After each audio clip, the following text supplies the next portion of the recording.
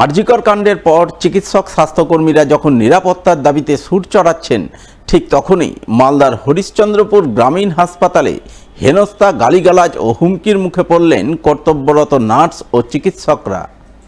ঘটনায় অভিযোগের কাঠগড়ায় হরিশ্চন্দ্রপুরের মহেন্দ্রপুর গ্রামের শাসক দল তৃণমূলের এক নেতা, যার নাম অবিনাশ দাস। তার বিরুদ্ধে অভিযোগ, তার স্ত্রী রবিবার প্রসব যন্ত্রণা নিয়ে হরিশ্চন্দ্রপুর গ্রামীণ হাসপাতালে ভর্তি থাকাকালীন এদিন রাতে তিনি হাসপাতালের লেবার রুমে ঢুকে ঠিকঠাক পরিষেবা মিলছে না এই অভিযোগ তুলে কর্তব্যরত নার্সদের প্রথমে অশ্রাব্য ভাষায় গালিগালাজ ও প্রাণে মারার হুমকি দেন।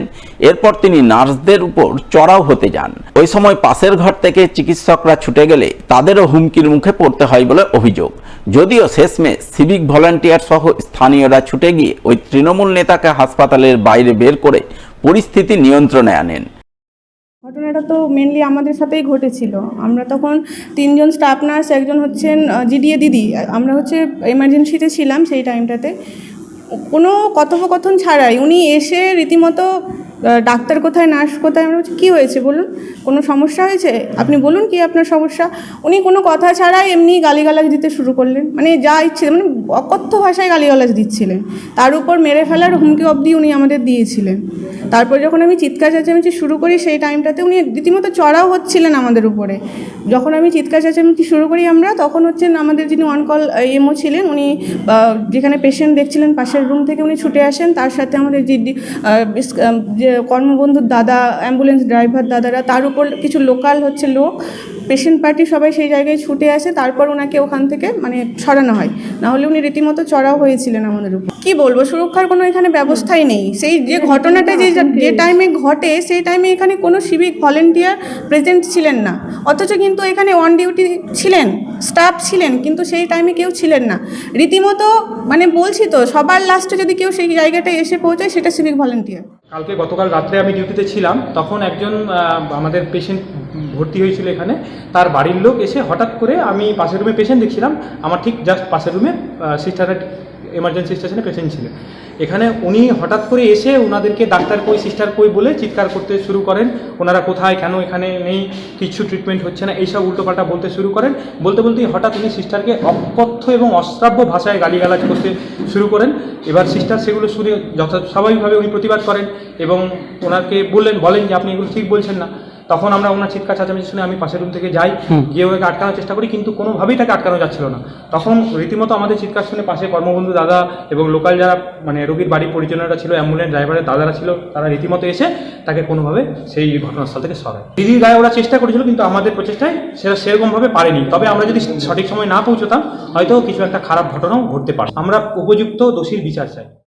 যদিও এই বিষয়ে অভিযুক্ত তৃণমূল নেতার কোনো প্রতিক্রিয়া পাওয়া যায়নি, তবে গোটা ঘটনা জানিয়ে হরিশ্চন্দ্রপুর গ্রামীণ হাসপাতালের নার্স ও চিকিৎসকরা মিলে হরিশ্চন্দ্রপুর থানায় লিখিত অভিযোগ দায়ের করেছেন।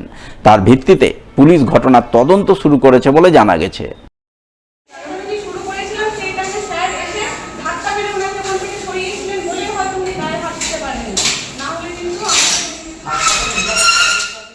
সোমবার রাখি পূর্ণিমার দিন সমাজ সচেতনতামূলক পথনাটিকা আয়োজন করল মালদার মোথাবাড়ি থানার পুলিশ।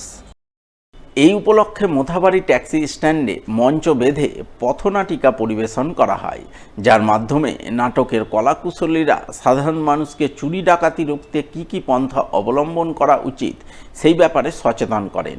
এছাড়াও সোশ্যাল মিডিয়ায় বিভ্রান্ত সৃষ্টিকারী পোস্ট করা থেকে সাধারণ মানুষকে বিরত থাকার আবেদন জানানো হয় পথনাটিকার মাধ্যমে।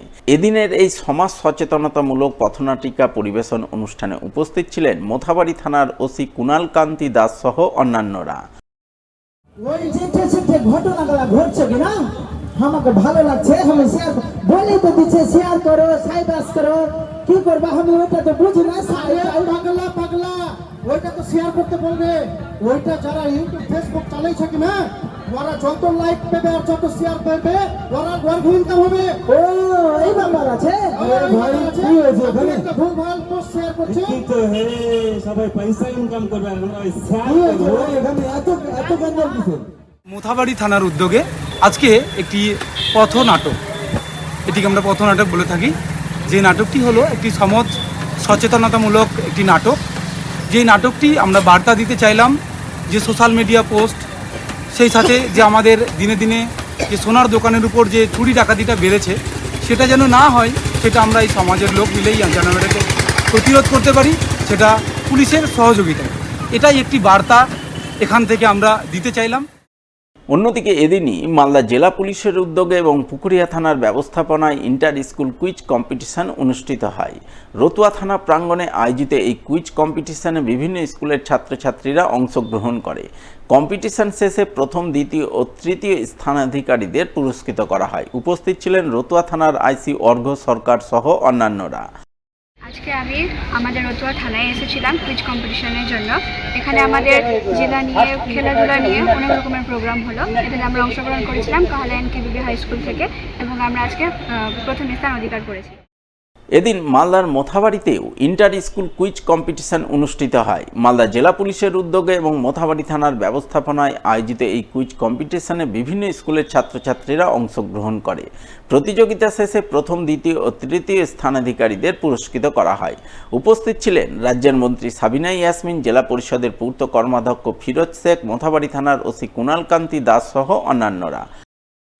আমাদের মালদা জেলা পুলিশ সুপারের নির্দেশে মোথাবাড়ি থানার ওসি কুণাল বাবু সহ ওনার টিম তারা একটা অর্গানাইজ করেছিল আমাদের কালিয়াচক ব্লকের 17টি স্কুল নিয়ে একটা কুইজ কম্পিটিশান, এবং সেটা ইতিমধ্যে হয়ে গেছে, খুব সুন্দরভাবে হয়েছে। আমি ধন্যবাদ জানাই পুলিশ প্রশাসনকে যে যারা এই সুন্দর ছোট্ট ছোট্ট সামাজিক কাজের মধ্য দিয়ে একটা সরলীকরণ করার চেষ্টা করছে এবং পাবলিক আর পুলিশের মধ্যে যে রিলেশন, সেই গুড রিলেশনের মধ্য দিয়ে গুড অ্যাডমিনিস্ট্রেশন দেওয়ার চেষ্টা করছেন। এর জন্য আমি ওনাদেরকে ধন্যবাদ। মালদার পরিবেশ সংক্রান্ত পত্রিকা তরাই গন্ডার প্রকাশিত হলো সোমবার। এদিন এক সংক্ষিপ্ত অনুষ্ঠানের মাধ্যমে মালদা প্রেস কর্নারে তরাই গন্ডার পত্রিকার 11তম সংখ্যা প্রকাশিত হয়। এই উপলক্ষে প্রেস কর্নারে আয়োজিত অনুষ্ঠানে উপস্থিত ছিলেন ইংরেজবাজার পৌরসভার ভাইস চেয়ারম্যান সুমালা আগরওয়ালা, জেলা উদ্যান পালন দপ্তরের আধিকারিক সামন্ত লায়েক, পত্রিকার দায়িত্বপ্রাপ্ত সদস্য অসীম শর্মা সহ অন্যান্যরা।